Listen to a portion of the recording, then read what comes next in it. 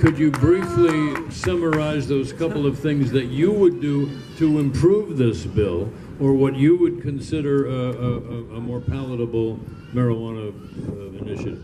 Well, I think if California is so large, like the percentage of Latinos and African Americans in Denver, where you see this great damage being done, is pretty significant. In California, where there's a larger community of underserved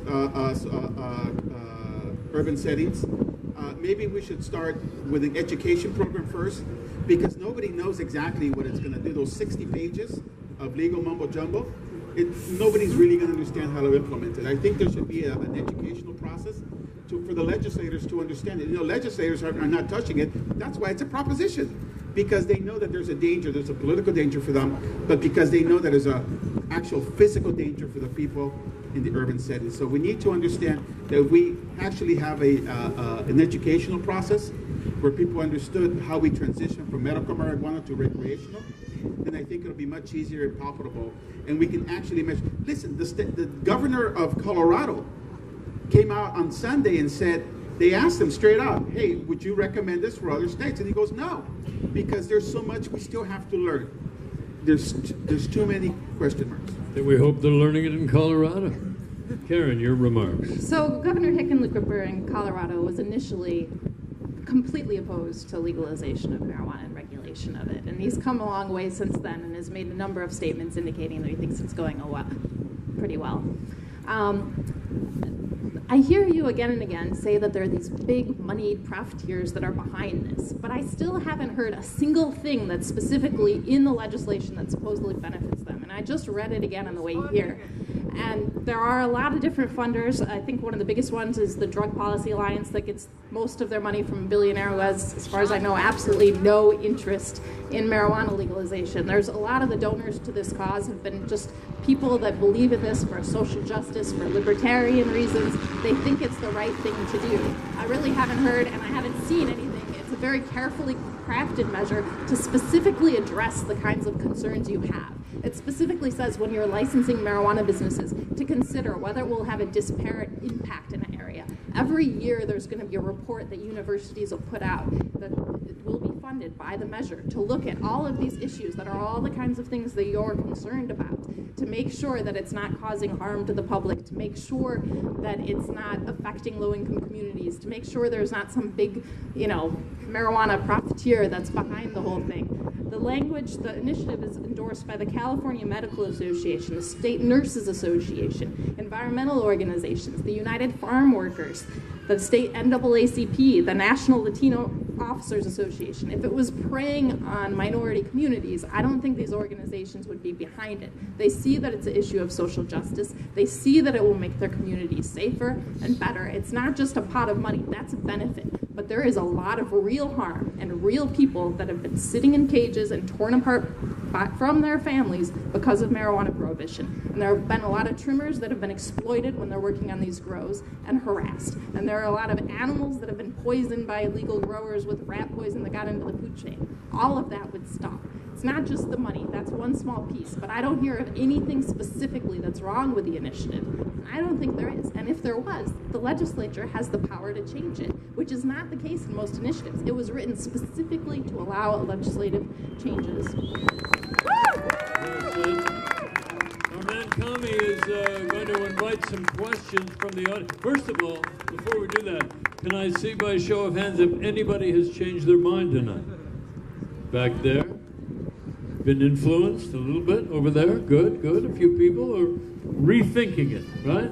Okay, Kami, take over. Terrific. So, folks, I'm going to ask if you can ask a question rather than use this as your soapbox opportunity. So, if you do have a question, think of it soon. So, we want to get to a lot of people. So, ask a quick question. This is questions and answers. So, why don't we go ahead and start right here? Yes. You said that it's 60 pages long. In the official California voters guide, it's missing 30 pages. Is this legal? I mean, is the public supposed to? How is the public supposed to make an informed decision if they don't have the complete proposition in their hands? The entire proposition's available online. I don't know what the rules for the voter guide are. The voter guide I got was 214 pages. I think it should be void. People are not on the computer. Go to the library. Okay, we're going to go to another question back here. Yes, right over here. Yes. What does day one look like, November 9th? Both of you. So in day one, all of the penalties for adults to possess marijuana will go away. So it will no longer be an infraction for adults to possess marijuana. For minors, right now, for any misdemeanor, a minor could get sent to juvenile detention.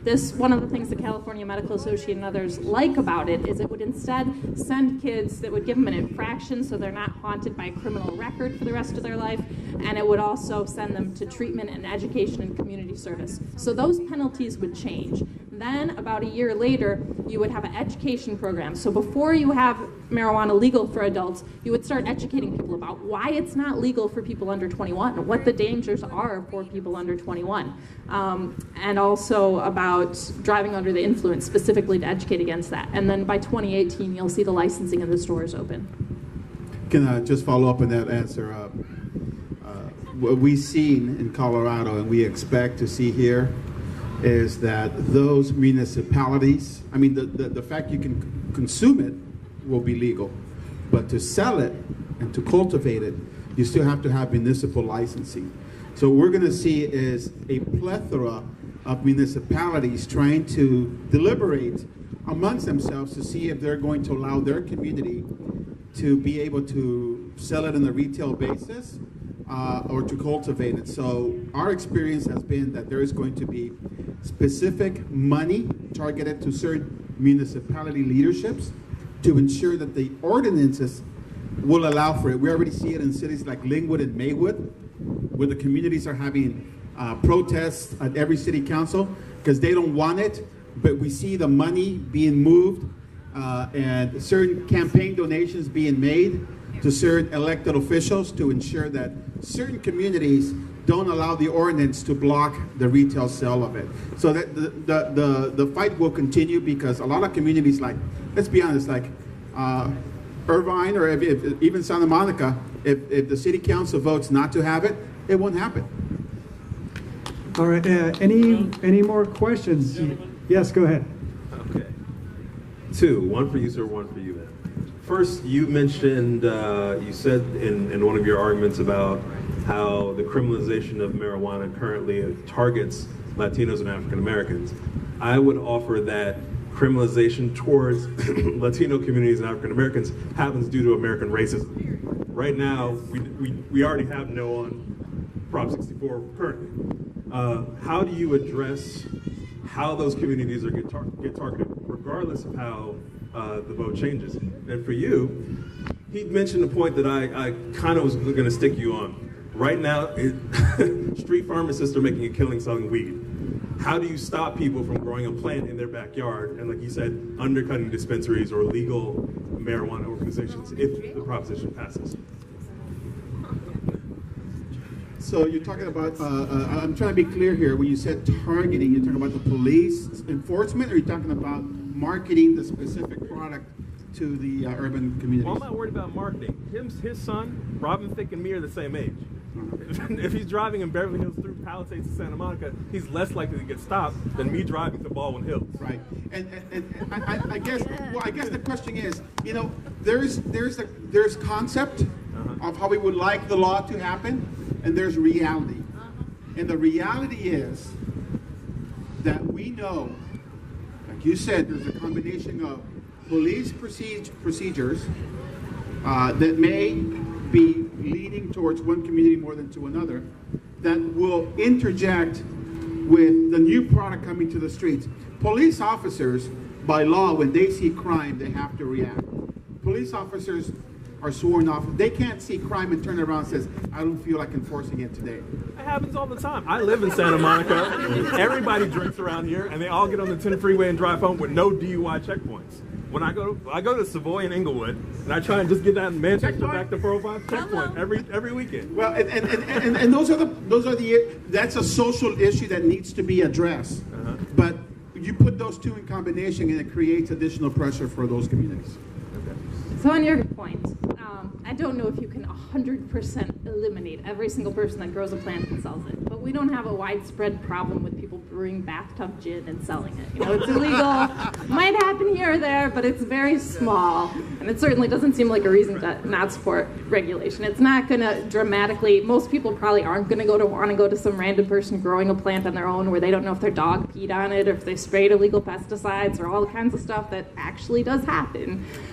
So it might happen a little, but it would be pretty rare. I think in Colorado it's happening a little bit more as you have the transition from medical, but you know, it's still the vast majority. If you look at the number of sales, the amount of revenue, the vast majority of sales and purchases are regulated. But we mentioned drug cartels growing these plants in our parks undetected by law enforcement for long periods of time.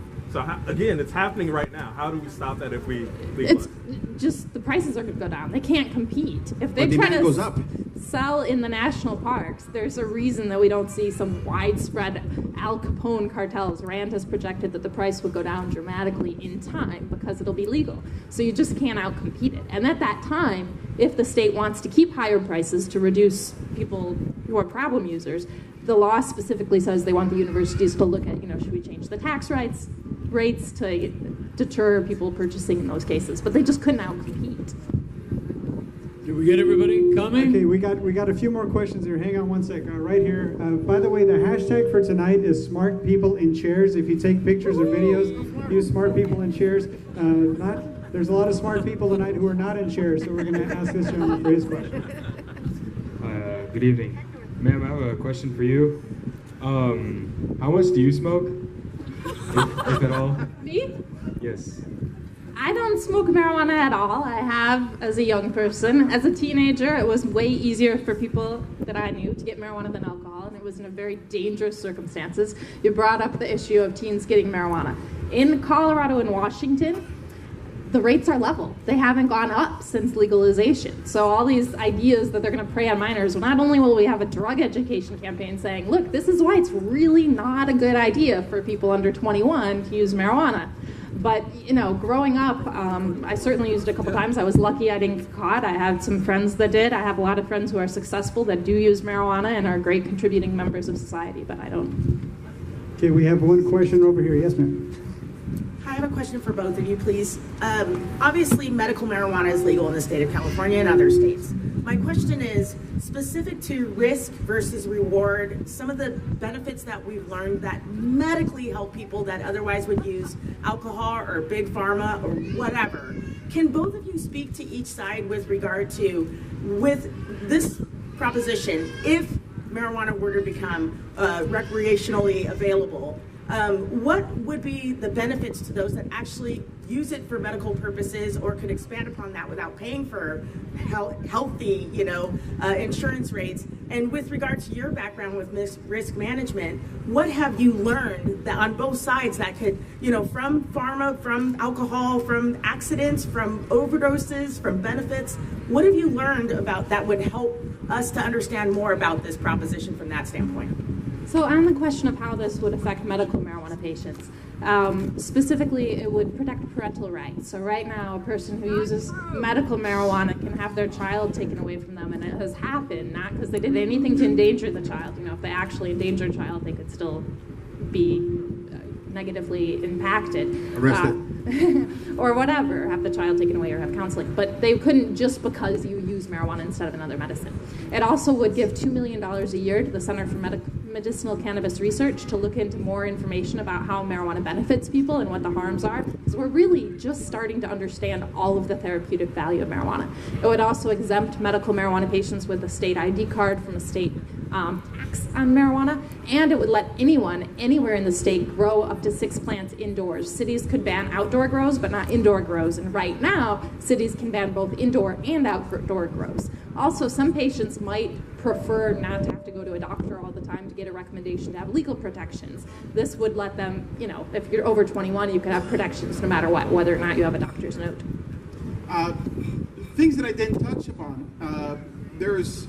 I talked about immediate impacts. There's many other things. For example, I didn't even talk about workplace injuries and the insurance costs going up, which means that employer costs are going to go up and salaries are going to be affected. I didn't talk about the insurance costs on your own personal. You know, at some point, if you are consuming marijuana, will your insurance company, as we saw in the last 3 weeks, cutting people off or states off, deciding that you become a high risk and therefore it may be limited to your own insurance? There's many things, and I think that's what I was talking about. You know, you talked earlier about that, you know, who was supporting you. You know, on our side, the Pediatrician Association, who's specifically looking at just protecting children, is on our side. The Hospital Association, because they know that there's a cost, and some of it cost is actual physical cost, and some of it is mental cost, and some of it is financial cost. There are many layers still that we haven't even discovered, and that's why we're saying, not right now. Let's look at these layers. Let's look at the effects in other states. Let's tweak it, and then later on, if California wants to vote on it, then we should revisit it. Yes. But the way it's written right now, there's too many question marks. Yes. And we need to be thoughtful. We're not engaging in a moral quest here. What we're saying is, let's look at all the issues that are on the table, and let's make a smart decision. Is there a financial metric that We you've have a- looked at? Just one second. Is there a financial metric that you've looked at that says pharmaceuticals cost this much for the growing senior market versus how free? Nobody's this would done be? anything like that. No, What have there's you done it's over zero. the last 20 years? You've had 20 years to figure this out. 20 years. Yeah, I don't work for the pharmacies, but I know that nobody has done any studies on it. And if there were, and as there were studies, I mean, we would know about it because they would have been talking about it throughout the entire campaign. We do have one other question over here. Yes, ma'am.